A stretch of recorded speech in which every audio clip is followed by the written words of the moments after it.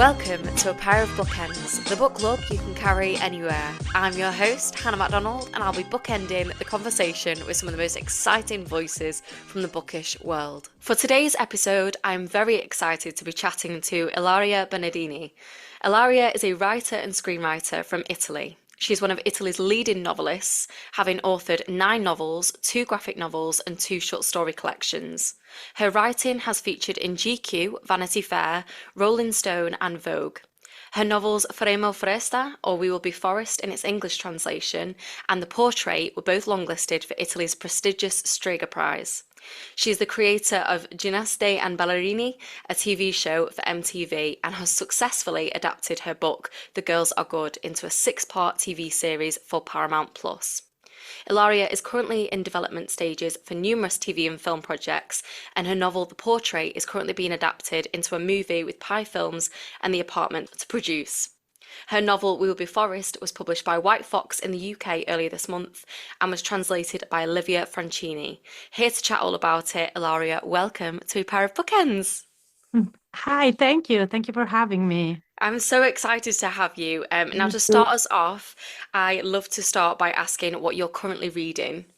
I always read quite a few books at the same time, so it's always a mashup of things I want to read because I'm writing something and I'm looking for clues or cues and things that I have a note part in my iPhone which keeps on, growing as we all do as we speak and keeps on, you should read this by Rachel Kask, that one by.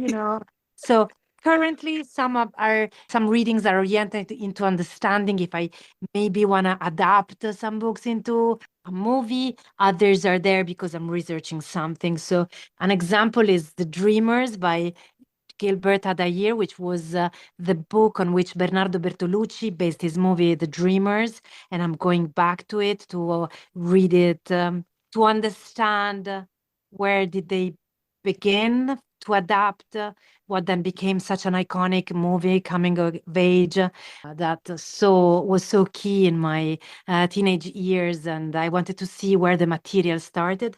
And I'm also reading a beautiful, super entertaining, fun, quirky, and very relevant, I think, at the time book, which is Yellowface by Rebecca Cross. Yes. So much fun. Have you read it? I've not read it, but I don't know if you can see it's behind me on here. And Yeah. it's sat on my shelf and it's crying out for me to read it. So I'm gonna Oh, get you to it will. this summer. Yeah. You will love it because, in a way, it's the story. It's a very inside joke in a way. It's like taken to another extent. So it's really about the publishing world and what it is nowadays to have a voice. Who should be speaking on a stage? Who has access to that stage? What kind of light does the market, in a way, also give back to the people who's talking right now? So it is very political, but at the same time, it's so entertaining and just sounds like a fantastic stand-up sort of grim comedy. I completely obsessed. Like it's a quite the genius book. And I think it's funny actually because Yellowface is one of those books that completely took social media by storm. And the same thing happened with your book that we're gonna get onto today. What was that like? When did you know that it was sort of taking off online? Yeah, I think with the due comparisons made. I mean, of course, because I didn't know when I was reading Yellowface that it was such a big deal on social media because I'm not that big on social media, and I know it was a TikTok book, and I don't Yes. have TikTok, so I have.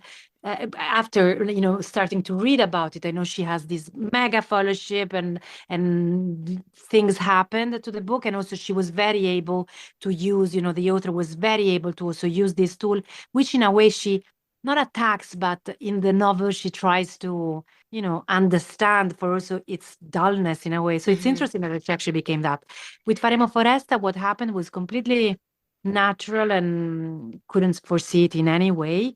So, the story is this little story in a way that comes from my life. It is the year that changes the life of 2 women. One had just had a brain stroke and she is afraid of everything after having spent this summer in the hospital, and she comes back to life, and everything of course scares us as when are so close to death and things just change completely of color and sound and everything. And the other woman, which is in a way me, because it's based on my story, is someone that has just gone through divorce. She has this little kid who's, 3 and 4, and for the first time, she has to understand where she has to be happy again. How do you live when you're not with someone? She has never lived alone by herself. And in a way, these two women, with their fears and their loneliness, they together start growing this forest and try to make out of this very exhausting drought that characterizes every aspect of their life, something that can blossom again. So through the seasons, where even the plants look dead, whenever the soil looks, it will not give anything to you ever again, they, believing it sometimes and completely not believing in it other times, try to grow this forest that is a big metaphor to, coming back to life again. So in a way, people, when they read the book, they used this metaphor of a botanical blossoming and of, even things that when they look dead, they can come back to life again. And there is this tiny example in the book of what happens to a sunflower when you put it in a vase, and then the one right after, and you do the same thing, same seed, the same terrace, and then one sunflower will just do basically nothing, like become this little weak plant, and then the other one so strong, so big, the kid says you're even able to put a chair on it. And so through these tiny things, it was, I think, a very grammatical, very easy alphabet to when you need, tools to help yourself out of, loneliness, fear, nothingness in a way. I think you've just described your book so beautifully, better than I could have done. But we will deep dive into your book. But before we do, this is the first book that I've featured on the podcast that is a translated novel. And as I said in my intro, it was translated by Livia Francini. I think I'm pronouncing that right. I hope so. What is the process like of working with a translator? So it's Livia Franchini, but I'm sorry. she will, she will take it okay. She will not be angry for this. So Livia Franchini. Well, sometimes my stories, I write them directly in English. So some movies, for example, because maybe the characters do arrive with a voice that will sound like the quirky English I have, which is sort of less nuanced than the Italian I have, but sometimes works for some specific stories or for some specific environments. For example, my novel, The Portrait, I was living in London back then, and the story completely came in English, and would have felt a translation the other way around. So I tried writing it in Italian, and doing this two women that would meet maybe in Portobello or around, and they would speak Italian. It felt so weird that, to be honest to the story, I just went into English.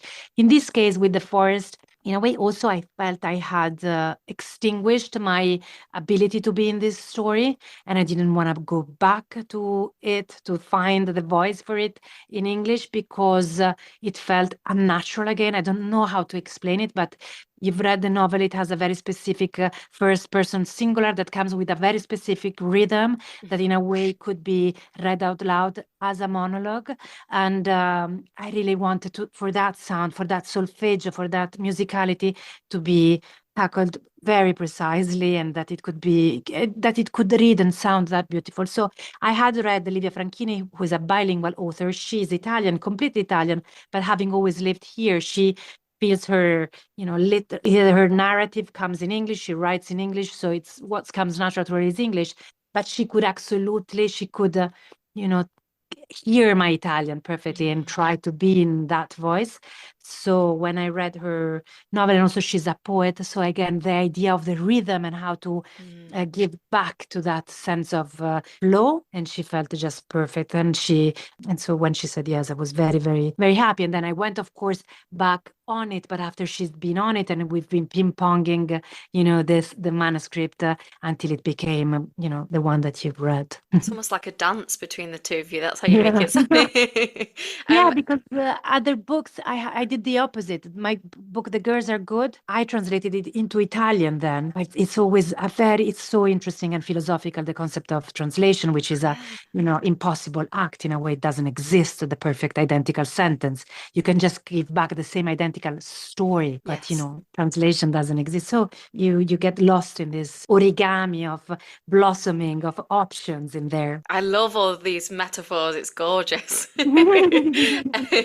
Let's dive into into the book a bit more because you briefly mentioned earlier, but we meet your protagonist, Anna, at the end of her marriage. Why did you choose to begin this story at this pivotal moment in her life? Well, it comes from my life, and in a way, I do feel that in moments of when you feel that everything that you thought was true, when the narrative of the story you've been telling yourself about everything, about life, what it is to be happy, what it is to be together, what it is to be jealous, what it is to own, your own story, suddenly crumbles. It is a very big opportunity and a crack into what it is, reality, what it is truth, what you're telling yourself. So when Anna loses everything, but she has to survive despite everything because she has a kid, and also she wants to survive, but she has to go back to the very basics. She doesn't even remember what songs she would pick because everything she chose with someone.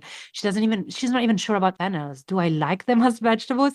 So in a way, from every single tiny thing, how you breathe when you're two people, when you're alone, and what it is to be alone. Also, are you alone? And this idea of the forest also has to do with community, having neighbors, what the division we have, one wall after the other, one room after the other. We feel so isolated, and we are not. So through, again, this very practical pace of the botanical duty and routine, she's able to show up to this change, to try. And, it could be yoga, it could be journaling, it is in this case a forest, could be boxing, but it is to showing up to the idea of yourself and what it is to be strong and what it is to be back again. I feel like reading this, any child of parents that have divorced will know how difficult a process that can be. Mhm. But in this book, Anna and her husband want to avoid their child having any kind of suffering during this experience. Why was it important to you to have this sort of positive representation of divorce? Well, in a way, I think you have both. We have the Crammers against Crammer. We know that kind of divorce when things are just terrible. But then we also have, we all have these friends, and we know these people that want to make it right and do believe in things that ideally should, have a better plan for everybody. And they do not work out those either. I mean, there is suffering in there too.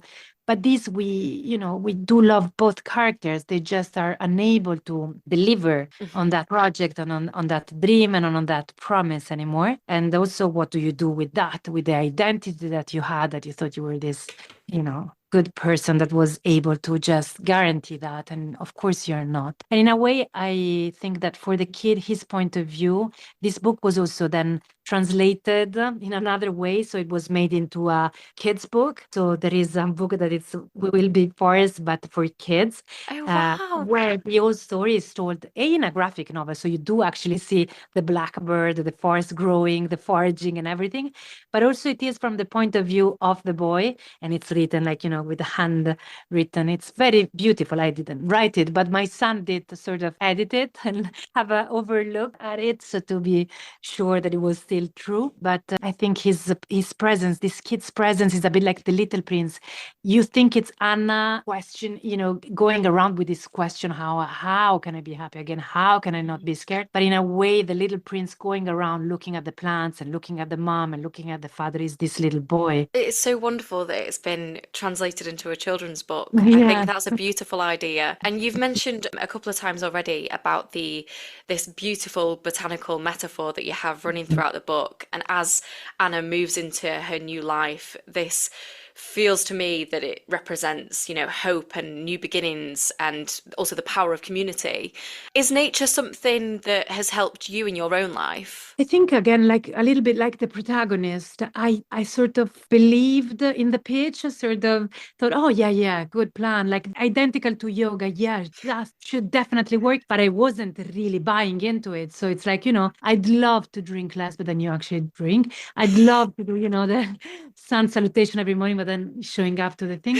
So there are these opposite sides also of this protagonist, sort of course, the forest, of course, the planting. But then for a very long time, she actually just looks at the other friend doing the heavy lifting, and sort of will change arrive to me too, sort of miraculously, vicariously through her sweating and her effort. And she pretends she knows the name of the plants.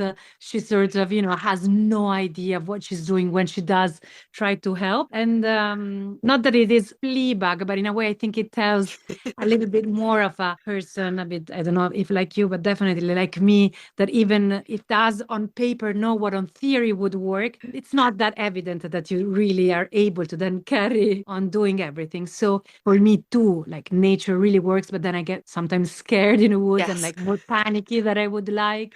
I love taking care of the plants, but I'm not that diligent. So even this teaches you constantly about things. But that forest really exists, and we really did build that terrace in a very crumbled flat where I was, that has this very, it was almost diagonal on how uneven that terrace was, became immense. And I had, which in Milan is very unusual, I had tomatoes, I had, I was growing vegetables in the middle of the city, and it was just in a very revolutionary year, because even just seeing that, even if you do it in a punk rock way, as I think I did, in a way, it does blossom. I wish that I could create something to that extent.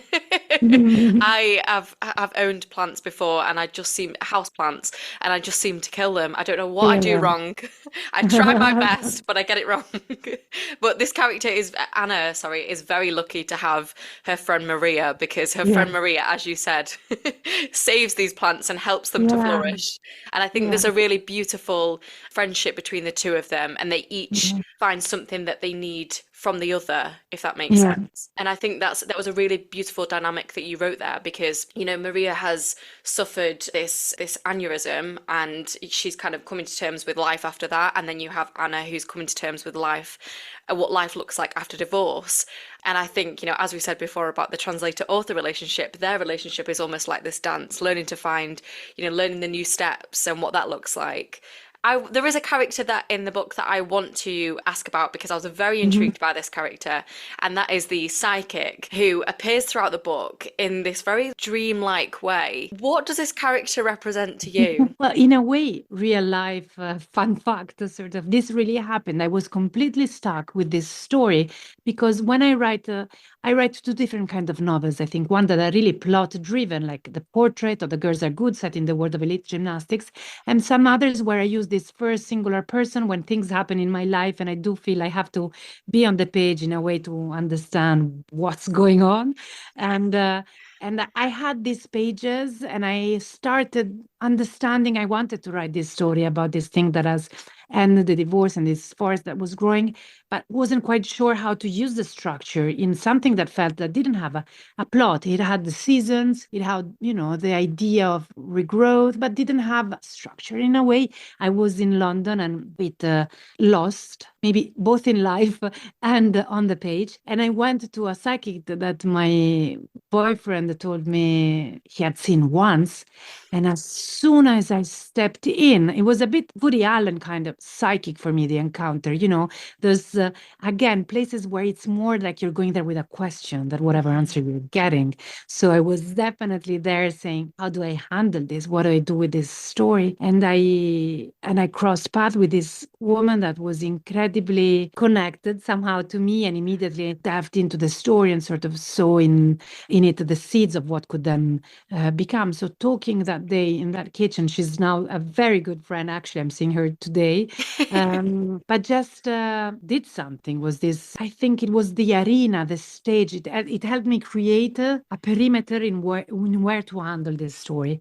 So through her, through the device of her, and through the real presence of her in life, I sort of saw it from another again, point of view, which I think that when it's so autobiographical, the point of view can be a problem if it's only your own. So again, when you see through the kid, through the other person, through the forest, through someone sort of Deus ex machina zooming from above, like her, I could see the story in another way. But I think what intrigued me about her is she's very quirky, very Yeah. eccentric, and I really enjoyed those sections with her. But from the other characters' perspectives, it almost feels quite naturalistic, but with her it feels very like magical and sort Yeah. of otherworldly. Were you Yeah. conscious that you were writing it in this style? Well, I have to say the psychic really divides.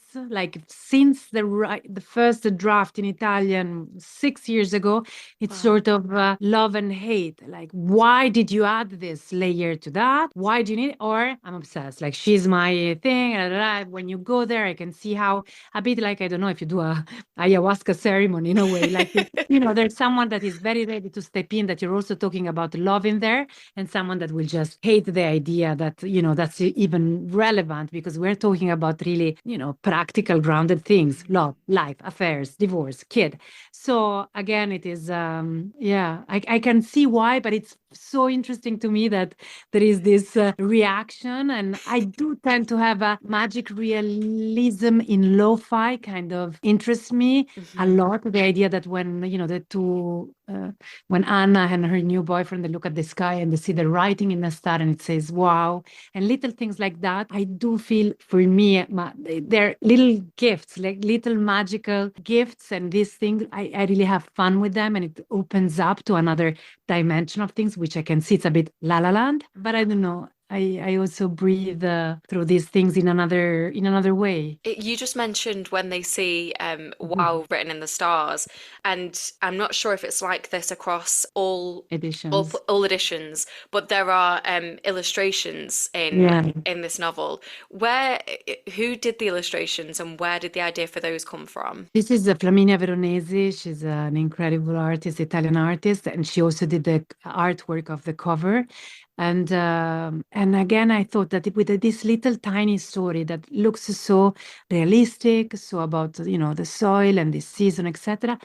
These little prizes and gifts, the idea that on a page there is this invading mint that you've been hearing about, that is invading a page, the turtle without a piece of body, the shuttles and the things. These are little, it's like a little musical in lo-fi. I would like it if it would be possible, that they pop out from the page. Now that we're working on the adaptation of the story for a movie, this is a big theme. What are we doing with the forest in terms of, do we make it really like a very normal city growing terrace? Or is there a way into this where it just blossomed to an extent that you're also having an experience which is, like Michel Gondry or again La La Land, which is just this idea that the forest can be something that is also a lot in your mind and what you can do with it. Are you the little prince? Are you, embarking on a cartoonish idea of that? Yeah. I love those illustrations because it really makes you, when you're really enjoying a book, there's the impulse to kind of read really fast and see what happens, but it really forces you to pause and to like admire the illustrations and to kind of understand where that illustration fits in with the story. So I really love those. They're beautiful. Thank you. I want to ask about there's a part of Anna that I mean Anna as a character really resonated with me because she's a character that feels things so deeply, and I feel that women are often sort of shamed for being too kind of sensitive, but it feels almost like it's a celebration of those sensitive types of women in this book. Where did the desire come from to write her sort of most inner thoughts in this really intimate way? Very recently, I think I thought I really want to do stand-up comedy. I'm so bad at it. But in a way, this idea of the inner thoughts that can be, I think that like many of us are very emotional, very existential, but they're, I don't know, to me, they always also arrive with this level of humor and devastate, even in the most devastating situation, also come with this sparkle of, not craziness. I don't know even how to define it, but they always have this idea that the brainstorm also will be wobbly in a way. It's not, Deepak Chopra efficient, whatever you're thinking. It will just keep on failing eventually. way. So I think it comes exactly from there, that even in the most heartbreaking thing, there is this opportunity for this tiny humor. I was reading the other day the memoir by Carrie Fisher, the Princess Leia, Yes. in Star Wars, and she was saying, if my life at least wouldn't have been funny, it would just be terrible, and that is unacceptable. So the idea that funny is, a way, an idea of also how you can heal some of the wounds, or you can tap into if you just need a bit of, respite. So it comes from there. It is very funny when you think about it, because there was times when she was like, she was worrying about all these experiences that she'll never have, and she's wanting to mother all the children in the world, and it's like wanting all these big things, and Yeah. it is funny because I have felt that way. I've been very concerned about the fact that, I might not be able to do every single thing that I want to do in life, or, when it comes to books, I won't be able to read every single book that I want Yeah. to read. And it's just all these feelings, they are funny. Something that I also wanted to speak about, and it is about this kind of the way that she feels things so deeply, is her relationship with her father, which I was so interested in their dynamic, because I feel like I've read so many books recently that focuses on the mother-daughter dynamic, but we don't always read the father-daughter dynamic, which I think there's a lot of interesting stuff in there.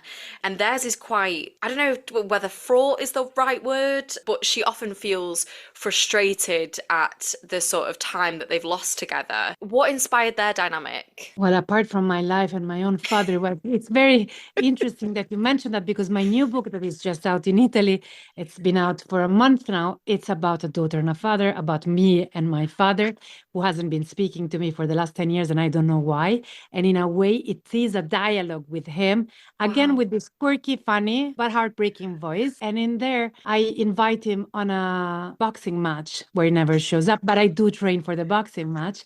So you absolutely saw something in there, which is now, I think it was the seed of what came after.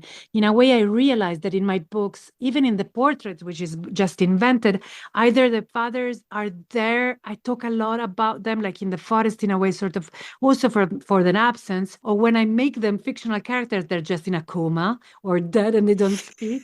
So in a way, I just said, you know what, I really should do the book about this now. And so I just did, and it's out now, and it's called Pain Doesn't Exist. And is that going to be coming out in the UK at any point? I hope so. It's just out in Italy now. You know how it is, and Yeah. it went to the London Book Fair now. I don't know what's happening now to it. It's I very long. really hope that we can get this. I would love to read that. Now, I believe that We Will Be Forest is being adapted. I think you mentioned that earlier. What can you Yes. share about that? Well, it is the script is ready. I'm very happy with it.